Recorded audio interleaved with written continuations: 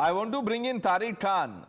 Tariq Khan, you must be very happy today with what Asaduddin Owaisi has said and done, because Akhilesh Yadav a few days ago had compared Mathadhish to mafia. ये भी उसी तरह का example है. That was the statement was very specific to Yogi Adityanath, and this is nothing to do with all the Mathadis and the people who are sent or Mathad. We have already opposed Waqf bill, and our stand is very clear that this Waqf bill is not in the interest of Muslim peoples or the people of India. You have already asked for advice of the people. More than 1 crore people have already given the advice, and that include Hindu and Muslim, and we should at least respect the wisdom of the people of India. They are Muslim and Hindu. Everybody have their right to give the advice, and they have already given. They have already given. Whenever there is a issue with a particular land, that become a title suit, and that title suit will be held in any court. So it's just a type of fake news is being spread by BJP people that it cannot be challenged and like these things. What will happen to Babri Masjid? That was a Waqf property challenged, and a temple was has been built over there. So this is Mathura. Tariq Khan, in Mathura, let's start with 1 minute. I think we'll come to what you're saying. I want to start by asking you, do you agree with this comparison? Asaduddin साहब ने जो किया है, क्या आप उस comparison को सही मानते हैं कि वो बोल रहे तिरुपति लड्डू में जैसे animal fat, beef, pork oil, ये सब जो मिला है वो एक ही बात है जैसे वक्फ रिफॉर्म को पुश कर रही है सरकार? ये एक तरीके का आप इसको ये मानते हैं कि ये गलत है या सही है? तो उसमें फैट एनिमल होना चाहिए लड्डू में, गलत है या सही है? गलत है ना? गलत है ना? हाँ ना बोल दीजिए. मैं कह रहा हूँ गलत है, आप हाँ ही बोल रहे हैं. सवाल तो मैं आपसे पूछ रहा हूँ. अरे मैं आगे बढ़ रहा हूँ, उसका तुरंत ही जवाब दे रहा हूँ. ये गलत है. ऐसे ही मैं कह रहा हूँ कि अगर मुसलमान राम मंदिर ट्रस्ट का हिस्सा या तिरुपति ट्रस्ट का हिस्सा नहीं बन सकते, तो क्या जरूरत है नॉन मुस्लिम्स को वक्फ बोर्ड का हिस्सा बनाने की? क्या जरूरत है? पहले ही समझाया मैंने. कैसे जस्टिफाई करेंगे इसको? अच्छा चलिए ठीक है. आप तारिक खान को मैं जस्टिफाई नहीं, मैं आपको एग्जांपल, मैं आपको उदाहरण दे रहा हूं. आप बोर्ड की बात कर रहे हैं, मैं अभी आपको नाम पढ़ के बताता हूं. लेकिन उससे पहले हर्षवर्धन जी से मैं एक बार पूछ लेता हूं. हर्षवर्धन जी, ये हो क्या रहा है? पहले हमने देखा मठाधीश माफिया कंपैरिजन, अब ये तिरुपति लड्डू को वक्फ रिफॉर्म से कंपेयर कर रहे हो वैसी. देखिए प्रणय जी, मुझे लगता है कि इस देश में एक फ्रॉड सेकुलरिज्म प्रैक्टिस किया जाता है, और उसकी आड़ में कोई भी कुछ बोलता है बिना सिर पैर की बात, बेतुकी बातें बोलता है.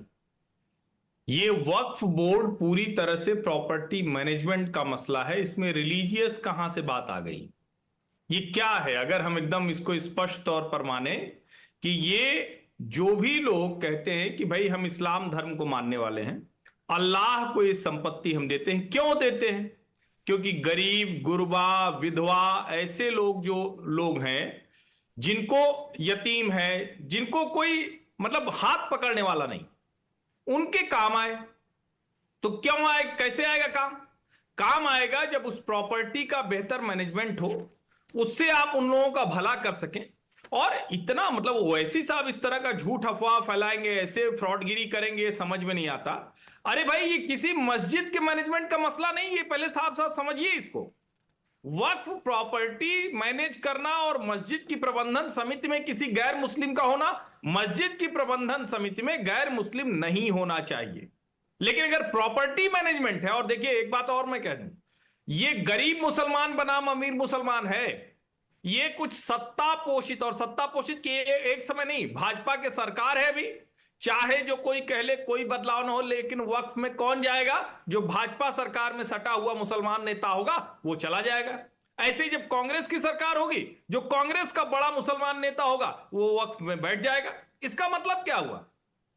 सरकार कोई भी रहे, लेकिन जो गरीब मुसलमान है, जो मुसलमान जिसको उसका लाभ मिलना चाहिए, उसको उस संपत्ति से कोई लाभ नहीं मिलता. नंबर 1. नंबर 2 क्या है?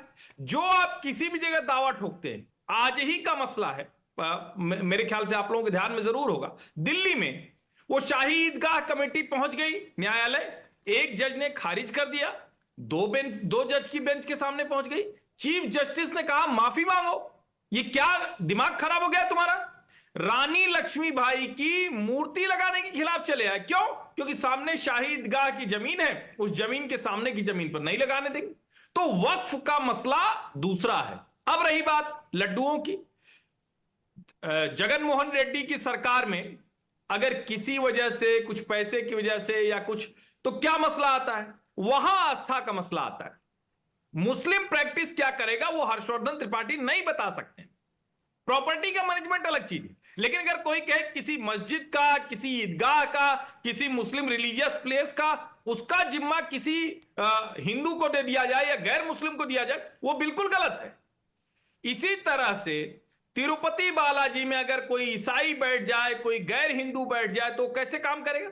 और एक बात मैं बताऊं, मैं जिस शहर का हूं प्रयागराज का, आजम खान मंत्री थे, उन्हीं के वो प्रभारी थे माघ मेले के, हमारे यहां कुंभ हुआ था उसके प्रभारी थे वो। ऐतराज नहीं किया लोगों ने, प्रबंधन का मसला था। लेकिन अगर वो बताने लगे कि पूजा कैसे करें तो ऐतराज होगा। सामान्य सी बात अगर समझ में आए तो नेता लोग टीवी पर बोलने से पहले अपना जो कहते हैं ना कि ज्ञान, वो थोड़ा सा कम दें। दोनों में बहुत फासला है, साफ साफ समझिए। और ये विशुद्ध रूप से बड़े जो मुस्लिम ठेकेदार हैं, अमीर जो लोग हैं, वो गरीब मुसलमानों का हक मारना चाहते हैं, इतनी सी बात है। और नहीं तो जेपीसी में गया है, संसद में बहस होगी। जो अभी किसी ने कहा, तारिक ने शायद ने कहा, मैं उससे सहमत हूं कि जो लोगों की विजडम होगी, पब्लिक की विजडम होगी, उसमें ऐड करिएगा। इसमें कौन सी लड़ाई की बात है?